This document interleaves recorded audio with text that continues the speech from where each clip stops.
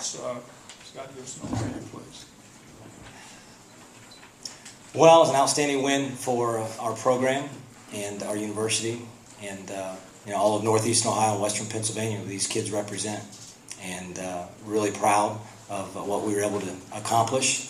I don't think many people gave us much of a chance today.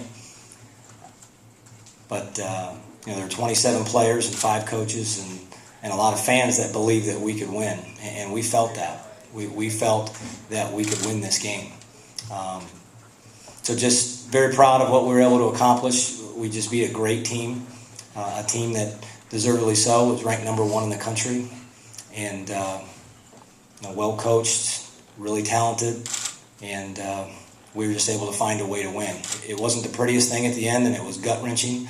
I think it was gut-wrenching for everyone watching, no matter who you were rooting for, even if you weren't rooting for anybody.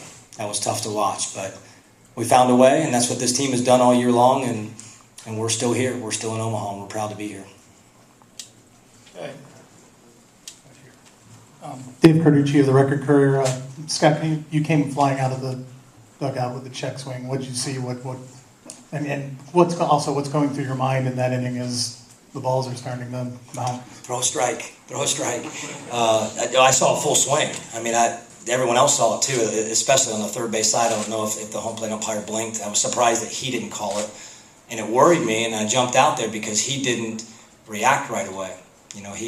I had to yell, and I know David was going to ask, but the longer you wait on those calls, the longer that third base umpire has to wait, the tougher it is for him to call a strike. So I saw it right away. I mean, that bat came. I haven't seen the replay. I just saw it with my naked eye, but he swung, in my opinion, and so I reacted. When I didn't see him react, that's when I jumped out of the dugout.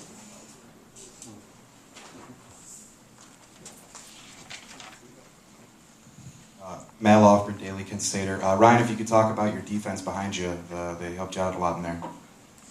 Yeah, definitely. I just went out there and tried to throw strikes, and I know how good we have behind me, so I'll just let them make contact and not walk people. I need to make plays behind me. Nice defense, sorry. What, Matt? I meant if you could talk about your defense behind you. Yeah, I just went out there and threw pitches and hoping to keep it on the ground. It was up in the air a little bit today. The wind was swirling, knocked a lot of balls down, and you all saw Campbell's catch. It was a great catch, so played great defense. All right, John, right here. First. John Manuel, Baseball America for David and Jimmy. If you guys talk, did the scouting report, did you guys change an approach at all? I should say when they changed pitchers from Randall to Crawford, obviously pretty different stuff. Did you guys as hitters have to change your approach at all when they changed pitchers? Yeah, a little bit. Randall was kind of a guy that we want to wait back on, try and attack his fastball a little bit more, see it deep. But Crawford comes in, he's throwing probably upper 90s, mid 90s, so we had to kind of jump on his fastball a little bit more and be able to get our front foot down early to be able to do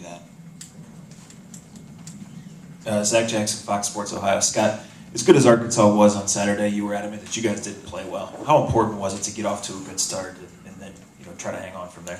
Well, that's what we talked about before the game. The key was trying to get some runs off Randall because that bullpen is so good, and that's their plan of attack is get a lead and hand it over to the bullpen. And I don't know what's wrong with Hudson.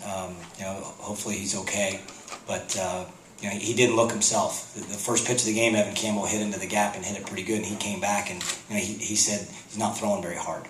So our guys were seeing the ball pretty good, and we knew we needed to get some runs. We had a lot of opportunities that we squandered too, and that's what made it so tough there at the end. We knew we could have had a few more runs, but yeah, we needed to get some runs early, get ahead, and let our bullpen take over. And trust me, our bullpen is really good. They weren't as good as we'd like them to be tonight, but the bottom line, Coach Birkbeck just addressed the entire pitching staff. They found a way to get it done, and we move on. Marla. Marla Ridenour, Akron Beacon Journal. I just wondered if you guys could just say how you were feeling in the ninth when Florida's up and how nervous you were, or did it feel like 21 innings all over again or anything? Josh, why don't you start, and we'll come down the line. To be honest, it was the first time I've ever been nervous pitching, even like the 21 inning games, some situations there. I never got nervous, but I did today, but I just had to come out and clear my mind, and after that, I was fine. It's just nothing new. Jimmy. I don't think I was very nervous, probably more mad and annoyed at our pitchers, but they were able to find a way to get it done and make it interesting, which is all the better. Dave. I'm kind of in the same page as Jim. I was kind of getting a little bit annoyed throwing high fastballs, and I was just hoping they wouldn't throw one right down the middle and they'd hit it over the fence. But we've kind of been doing that all year, kind of struggling a little bit at the end, but then we find a way to get it done, just like last week at Oregon. So it's just a good way to just end the game. Right. Yeah, I had faith in Josh. He's been in a lot of close situations this year, and we wanted both out there, so he got it done. Okay, right, Mitch, back here. Mitch Sherman, ESPN.com. Scott, the way that you guys started today, can you describe what you saw in your team and how they may have had, if their mentality and just their readiness was different than it was against Arkansas? We were really relaxed. We talked about that before the game. We talked about it last night, actually, and this morning in our scouting report meeting, that we were going to be loose and relaxed, and that's what we told these guys on the bus before we played Oregon in Game 3. We're going to be the loosest, most relaxed team in the country, and we're going to go to Omaha. And we said the same thing this morning after our scouting report. We're going to be loose and relaxed and have fun, and we're going to advance in Omaha. And that's what these kids did. They were. There was no tension. Certainly there was some nerves there in the ninth, but our kids were the aggressors. If you're watching that game and you'd never seen a college baseball game before and you didn't know any better, we looked awfully good out there. And I think the thing that I feel best about is that now people that are watching, the people that saw us play Saturday, and the SEC chants we were hearing from the Arkansas fans, deservedly so. We were hearing the SEC chants, and we belong here. And that's the most important thing that we wanted as a team and as a program and as a university, to make a statement that we belong here. We're not a fluke. We're a really good baseball team, and that's the biggest win in school history. Ginger Paulson, College Baseball Daily. Obviously this game came down to the last pitch and had a lot of emotion in it. First off, what did it feel like for the guys to win that? And then also, what did it feel like to have pretty much the whole crowd erupt in cheers when you did win it? Ryan, start. It was a great feeling having all those people behind you. Obviously, the Arkansas game, it's like everybody was at an Arkansas fan out there. We didn't have a lot of Kent State fans except for our little section, so it was nice to know the stadium was behind us.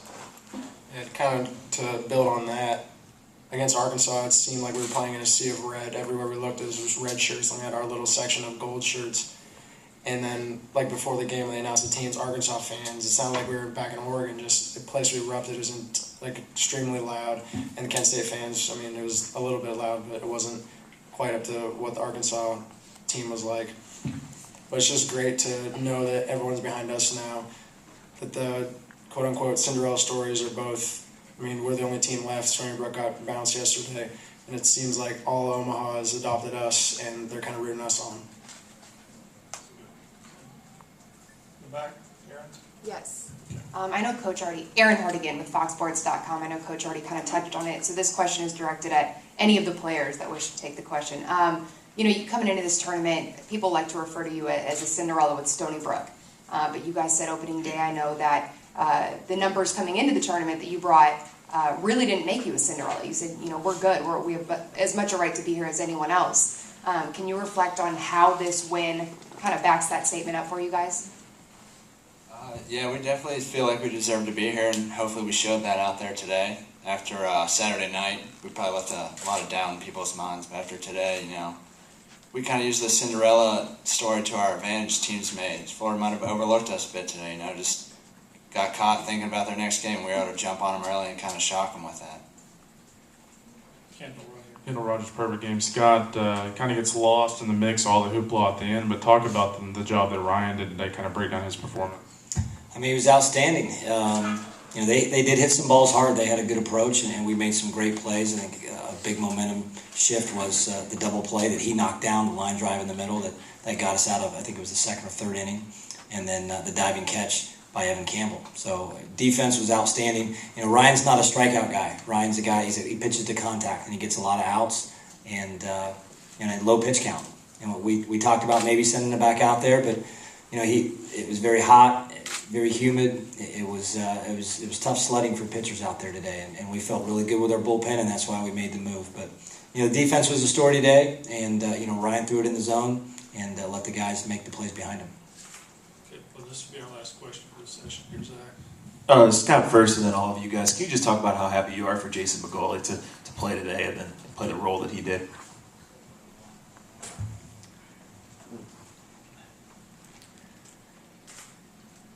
This has been a very difficult few days for our program. I can't even imagine what it's been like for Jason. And the last couple nights I've really been wrestling with the decision of, I was really disappointed in myself that I didn't get him in a bat on Saturday. He was on deck when the game ended, and it was I should have had him bat second or third inning, and I was really disappointed that he didn't get that at bat. And we thought about it, and we talked about it as a staff, and we went back and forth, and you think about the ramifications if he has a bad game, if he goes out there and plays and things go wrong. I mean, and I think that shows you what kind of kid he is and how tough he is.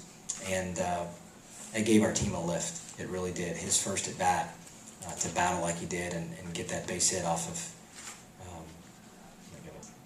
of Crawford. I mean, it was unbelievable. And then, I mean, these guys, they watch Jason bunt every day, and by far that's the best bunt Jason McGoley's ever put down. And he just had an unbelievable game, and that gave us a lift. And I think he needed that. I think his family needed that, and I'm just really proud that he's on our team. He's going to fly back tomorrow. His mother's funeral is tomorrow. He's going to fly back tomorrow morning and spend some time with his family, and then we'll see him back here again. I don't know when, but those are the plans for him.